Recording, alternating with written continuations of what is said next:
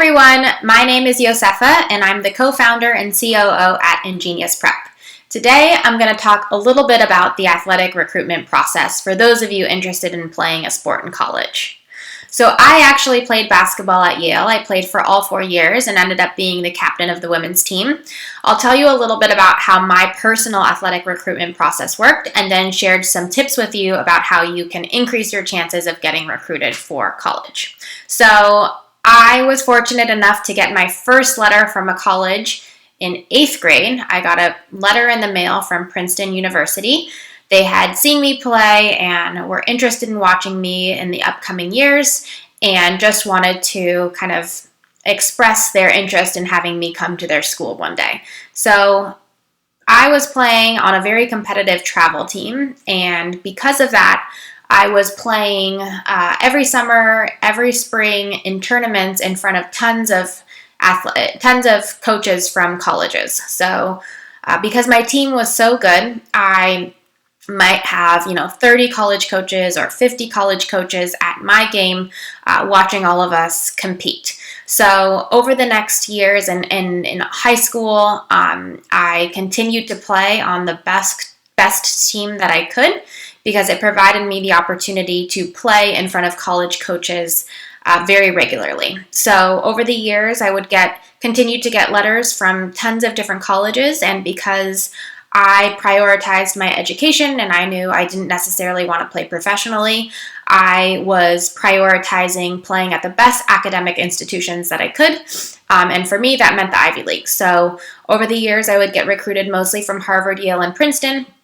And I talked with all of the different coaches over the years, and I visited the schools, and Yale ended up being the best cultural fit for me, the team that I felt I had the most opportunity on, and the teammates who I thought I clicked best with. And so that is, those types of factors are what drove my personal, my choice. And so during the spring of my 11th grade year, I called the Yale coach and I said that I was most interested in going to Yale and that I was going to stop talking to the other coaches from the other schools that were recruiting me.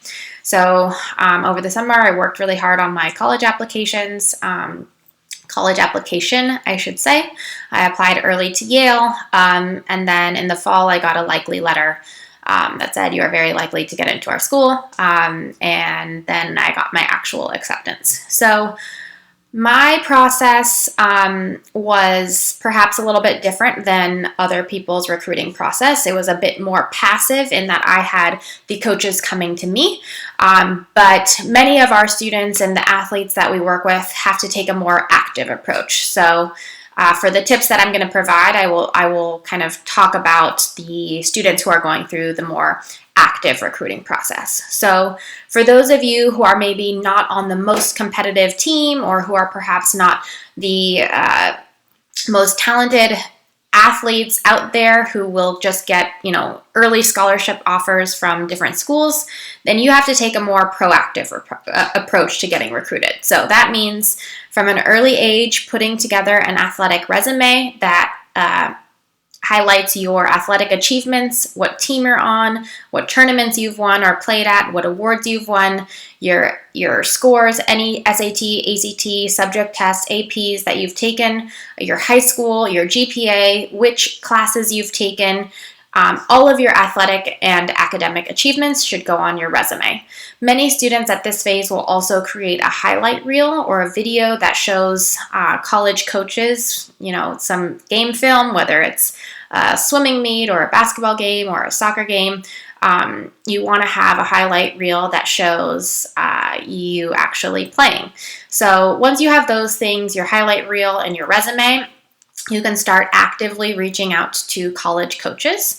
You should prioritize the schools that you're obviously interested in going to, and from there, reach out to the coaches and get on their radar, see what you can do to kind of get their attention, whether it's go play at their summer camp over the summer. Sometimes when you reach out to coaches, you'll want to see how you can get on their radar. So they may tell you tournaments they are going to, and hopefully you can play in those tournaments. They may invite you to their summer camp at their school over the summer to see, and have you, play in front of them for a week over the summer.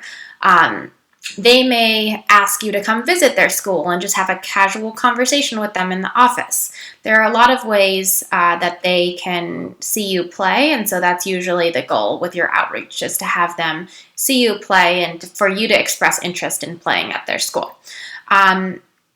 In addition to reaching out yourself, you can also have your club coach or your high school coach reach out on your behalf.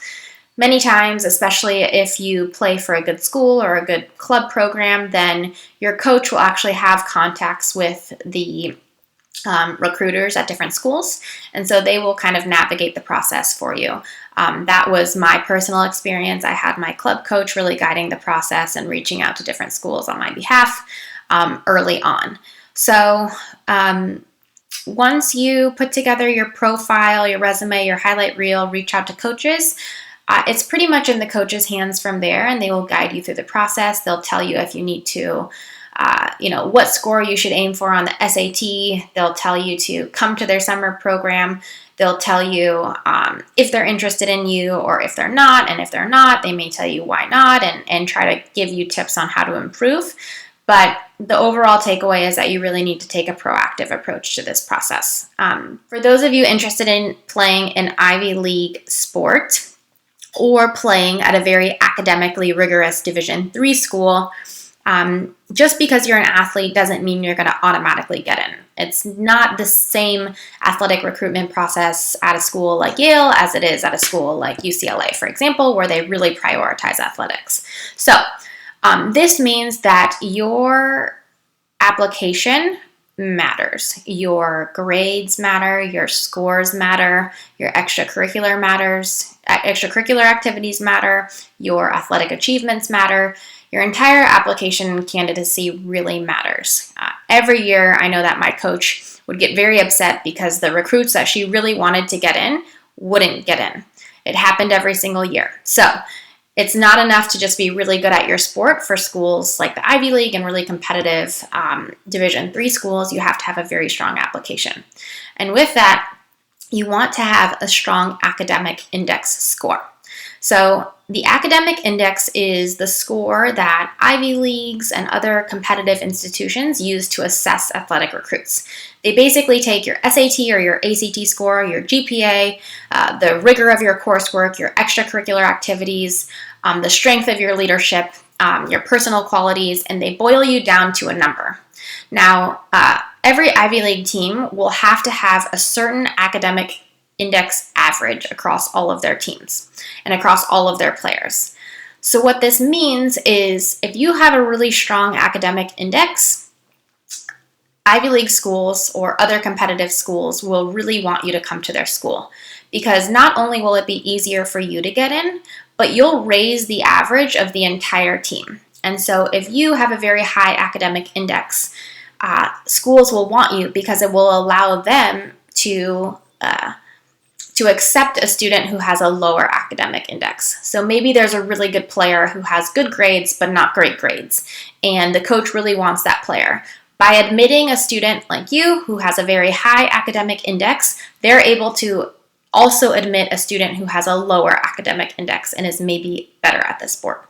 So from a strategic perspective, you always want to have as high of an academic index as possible and not solely rely on your athletic abilities, particularly for the more competitive schools. So definitely would encourage students to not only pursue excellence in their in your sport, but also to pursue excellence in the classroom, extracurricularly, personally, in every single area of your life, because the stronger your application, the more likely you are to get accepted, no matter how good you are at the sport. Hope this is helpful. For more tips on how to navigate the athletic recruiting process, please subscribe to our channel or send us an email. We'll be happy to answer your questions anytime you'd like. Thank you.